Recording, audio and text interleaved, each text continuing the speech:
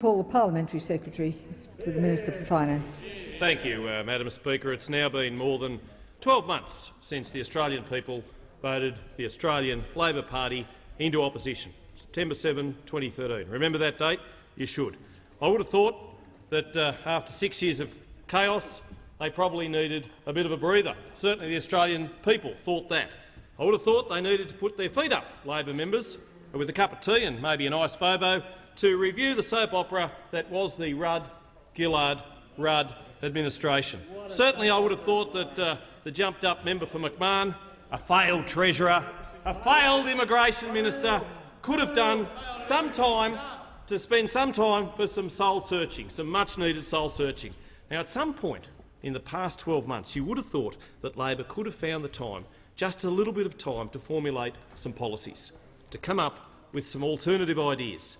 Just about everything about Labor in opposition is either a vain attempt to rewrite the narrative of their time in government or an attempt to distract themselves from the smashing defeat they copped at the last election. They won't let the nation move forward because they can't move on from their own crushing electoral defeat. They can't move on from their poisonous infighting that was at the heart of their demise. After 12 months, all they can muster, well, the Australian public could wish too. The Australian public could wish too, Member Holt, because certainly all they ever cop from that side is endless, confected outrage. The repeal of the mining tax is a case in point. It's true that we had to make some compromises.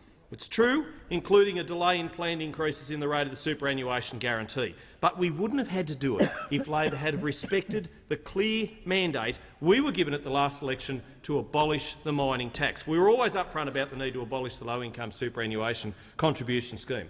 We were clear, we were very clear with the Australian people that Labor's failed mining tax didn't raise anywhere near the revenue needed to pay for it. Even with the compromises that needed to be made, the repeal of the mining tax and associated measures will still improve the budget bottom line by around $10 billion over the current forward estimates. Now, if Labor really cared about working Australians, they would not have left a legacy of debt and deficit, because leaving a country with a surplus provides jobs. And Labor goes on about being the party of the workers. But how many people lost their jobs because of Labor's failed policies? We had a timely reminder of the debt and deficit legacy just last week with the release of the final budget outcome for 2013-14. Labor initially forecast a surplus of $5.4 billion for 2013, but we now know that the result for the year came in at a deficit of $48.5 billion. That's a $53.9 billion difference. That's pretty close by Labor standards, missed by that much, just that much. We are taking decisive action to address serious unresolved issues left to us by Labor. We've restored the health of the Reserve Bank's capital buffer, cleared the ridiculous backlog of unenacted tax measures and addressed a funding shortfall for the processing of unauthorised maritime arrivals. We are putting spending on a sustainable path, Deputy Speaker, and repairing the budget at a time when a weakening economy is continuing to put pressure on tax receipts. We are growing the economy with record investment in productive infrastructure, which will create jobs. Now, if Labor really cared about working Australians, really genuinely cared, they would get on board with our efforts to re-energise enterprise in this country, in this nation, particularly in regional Australia, from where our food, fibre and our mining wealth is derived. Today, the Deputy Prime Minister launched round one of our $1 billion National Stronger Regions Fund. And we heard in question time elicit just how much that is going to make a difference to regional areas, regional jobs. Now, this is a fund which will deliver real money, not like phony money that Labor comes up with, to fix real problems in local communities, creating the right conditions to create real jobs. The fund will invest in important infrastructure projects nominated by local communities, ensuring Australia's regions are investing in their own futures. Projects funded will have a focus on strengthening economies in Australia's most disadvantaged regions by improving their productivity, economic opportunity, employment and workforce skills, and that's exactly what we need. The National Stronger Regions Fund will complement a reinvigorated Roads to Recovery program, and I know how much that has meant to the Riverina electorate, just announced yesterday. As the Deputy Prime Minister announced yesterday, we are making good on our commitment to double Roads to Recovery funding, next year to $700 million. This will greatly assist local councils in being able to meet local construction and repair needs. Today, we also took a significant step towards a Western Sydney airport at Badgerys Creek, with the Deputy Prime Minister commencing discussions with the Sydney Airport Group. We're getting on with the job of fixing the nation.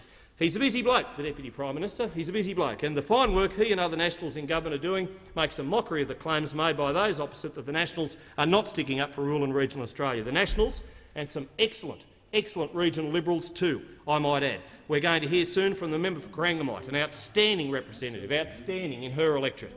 Earlier today, she dared other members to sign up to her petition to secure the future of the East-West link, and I hope she mentions it again so that the relevant members opposite, that's if any of them bother to turn up, have a chance to reconsider. We're also going to hear from the member for Eden Monaro, another great local member who understands business. He understands business. I'm really looking forward to joining him next week to talk tourism with local businesses in Pambula.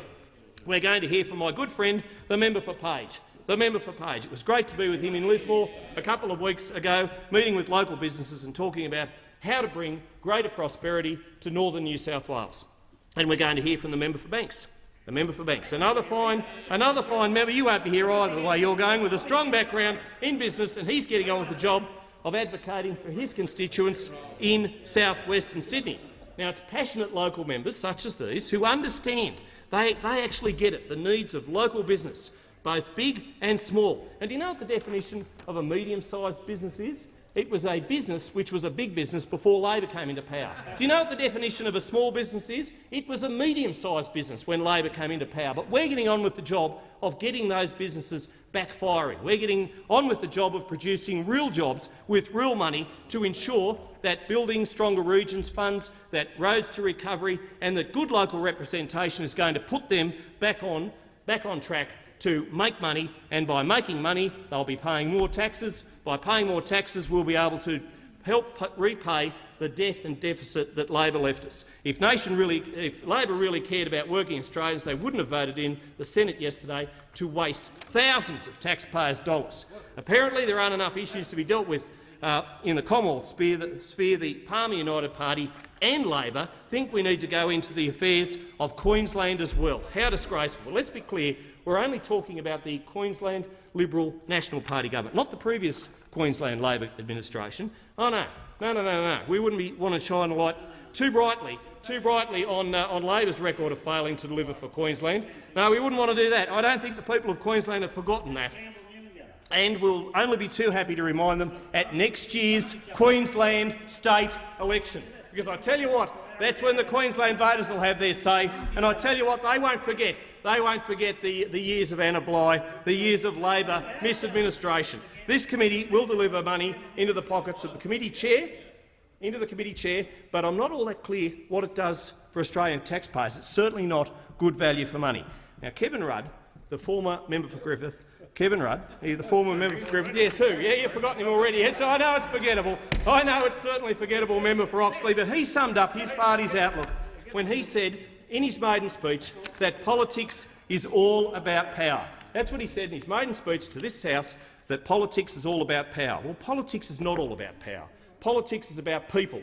It's about the people of Australia, and the people of Australia have elected the Coalition, 2013, September 7 if you've forgotten, because we understand that the business of this place is to make a better future for all of us. That's what we were elected to do. We're getting on with the job of doing it, and those opposite would be well advised, absolutely well advised, to look at the national interest if they want to avoid being on the wrong side of history. And I'll just finish it with this. With a line from the Treasurer, and a good Treasurer he is too, in a 25 July media release last year, where he says Labor does not practice what they preach. All Labor does is use the superannuation system as their own personal ATM. They simply can't be— no, I'm not kidding— they simply can't be trusted. Families across Australia can be sure that they will be better off under a coalition government. This is because the coalition will not treat Australians families and small businesses with contempt by saying one thing and doing another, and that's exactly what Labor did. For 6 years, they said one thing, they did another. They treated the Australian public, they treated the Australian taxpayers' purse with absolute contempt, and that is why, on September 7 last year, they were booted out of office, as they should have been, and the Australian people voted in the sensible people in the House, and that is us. We are getting on with the job of creating real jobs with real money. Thank you. Order.